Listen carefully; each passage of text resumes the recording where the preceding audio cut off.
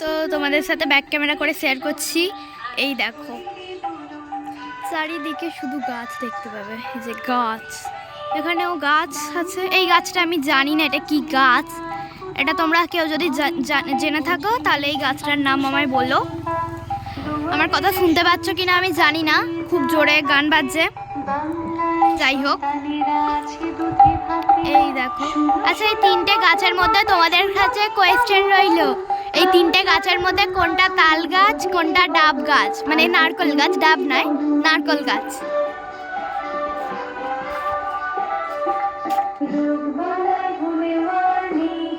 এই যে স্বচ্ছ দৃষ্টি সুনিশ্চিত করে চোখের আলো, রোদ মেঘে জোড়া ফুল মুছে দেয় কালো।